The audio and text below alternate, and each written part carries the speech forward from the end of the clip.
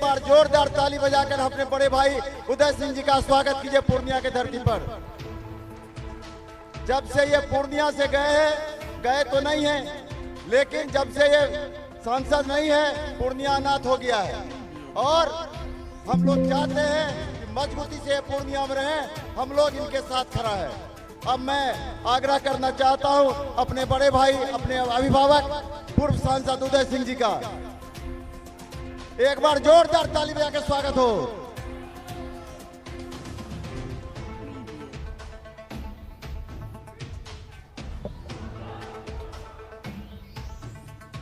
इससे पहले कि मैं कुछ भी कहूं, सबसे पहले हमें याद करना चाहिए कि कल कश्मीर घाटी के पहलगाम में जिस निर्दयता पूर्वक कुछ आतंकवादियों ने निर्दोष लोगों को मौत के घाट उतारा है, उसका वर्णन संभव नहीं और उसकी कितना निंदा की जाए इसकी कोई सीमा नहीं। हमारी सरकार अवश्य हरकत में आई है और मुझे पूरी उम्मीद है कि देश का हर एक नागरिक आज अपने केंद्र सरकार के पीछे खड़ा है और हम ये चाहते हैं कि हमारी केंद्र की सरकार कठोर से कठोर कदम उठाए, उन आतंकवादियों को ही सिर्फ पकड़ने में नहीं, बल्कि जहां से ये आतंकवादी हमारे अंदर, देश के अंदर चले आते हैं, उन लोगों को भी हमें सबक सिखाना चाहिए। मैं आप लोगों से आग्रह करूंगा कि दिवंगत आत्माओं की याद में हम अपनी अपनी जगह 1 मिनट के लिए खड़े होकर मौन व्रत रखें।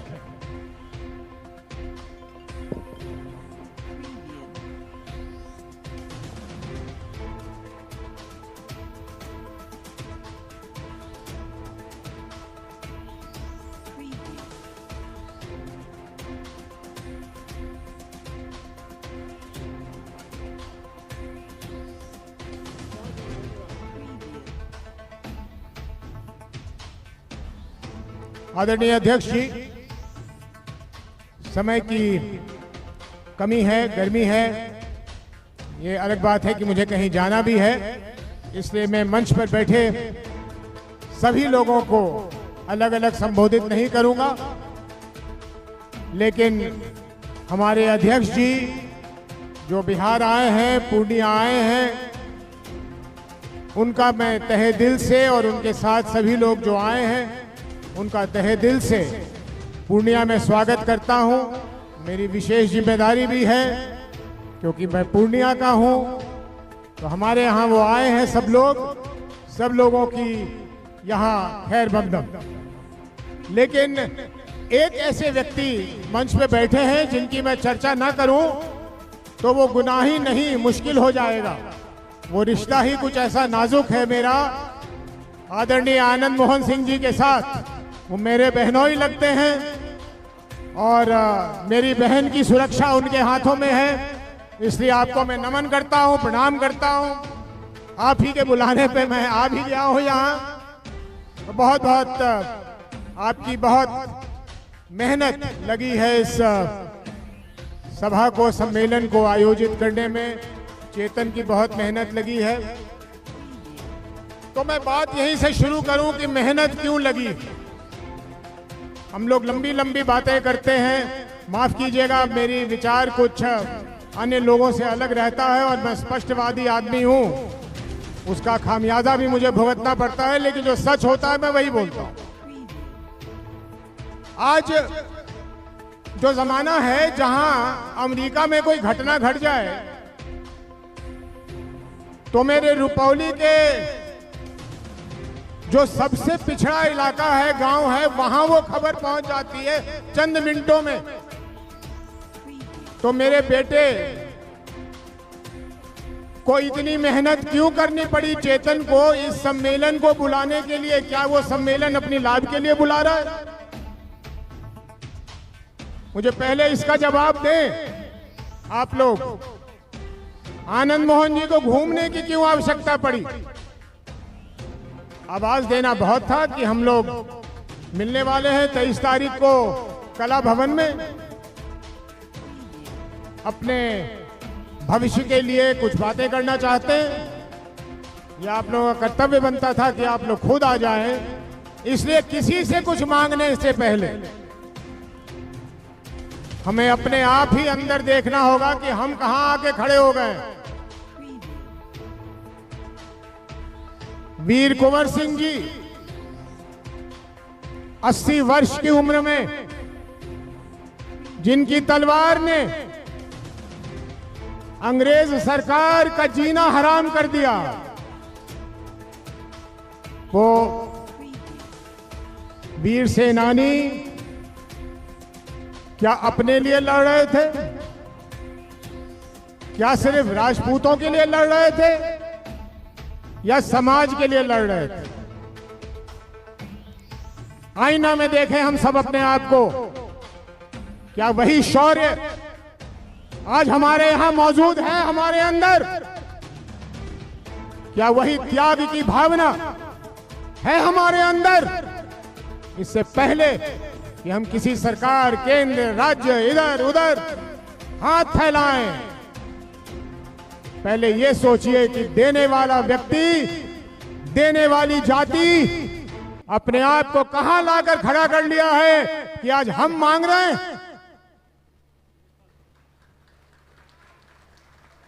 हम देते थे, हम राज्य करते थे तो अपने लिए नहीं करते थे।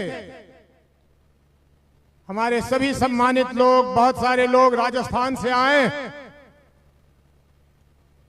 मेरी भाभी भी राजस्थान की हैं, जोधपुर की हैं, जोधपुर घराने की हैं।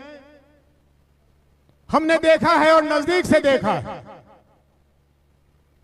कि वहां के लोग सिर्फ अपने जाति के नहीं, सभी जाति के लोग अपने महाराजाओं का, अपने राजाओं का, अपने शासकों का किस तरह से सम्मान करते थे और किस तरह से वो लोग, वो महाराजा, वो राजा अपने लोगों का ख्याल किया करते थे।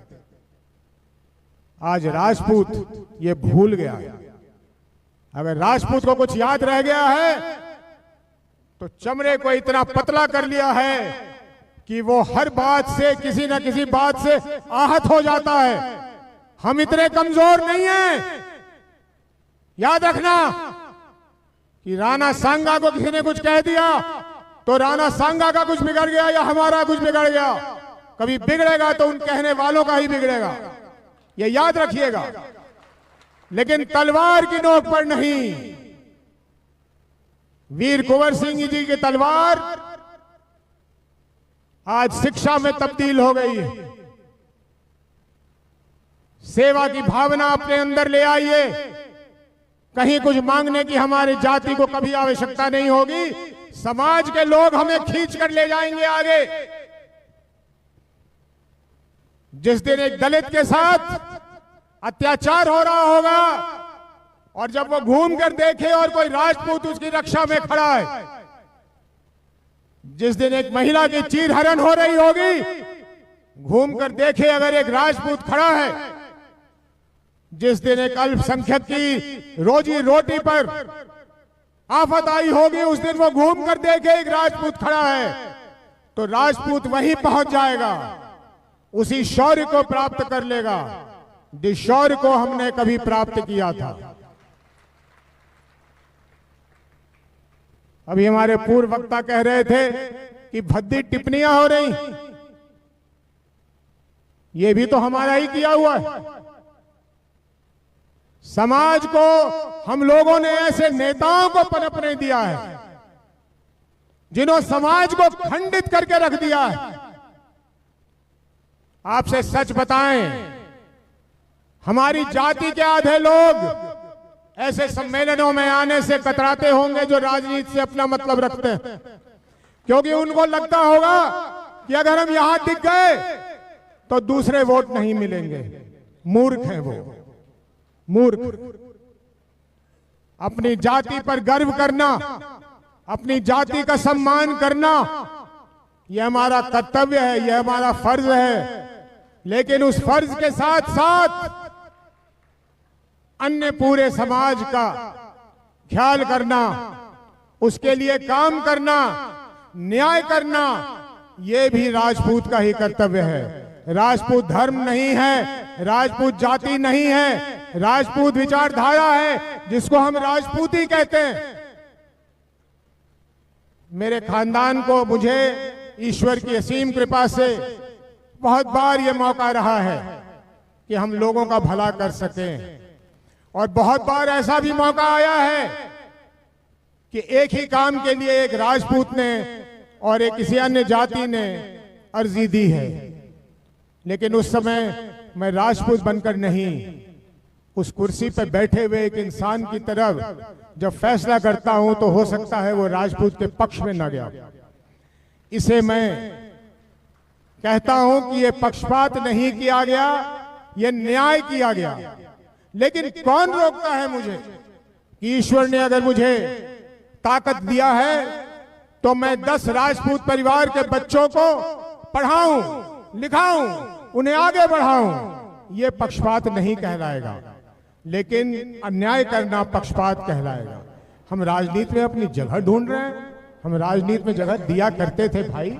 बिहार को ही याद कर लीजिए, हम बिहार में राजनीति में हम आगे थे, आज पीछे हो गए। क्यों हो गए? नेता वैसे मिले हमें जो कहते हैं कि जिसकी जितनी संख्या है उसमें वो हुनर हो ना हो, लेकिन वो आगे बढ़ेगा। जो जिसकी संख्या कम है वो पीछे कतार में खड़े हो जाओ।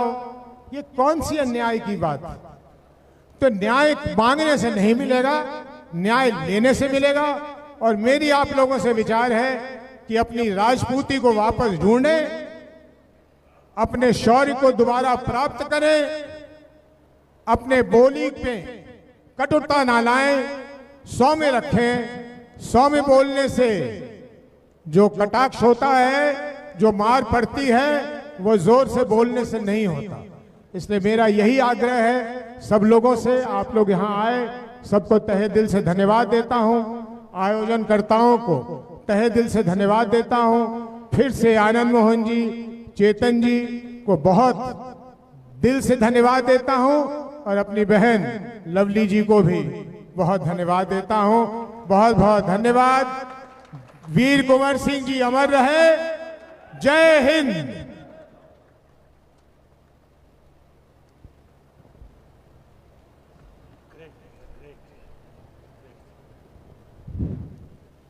मैं बड़े भाई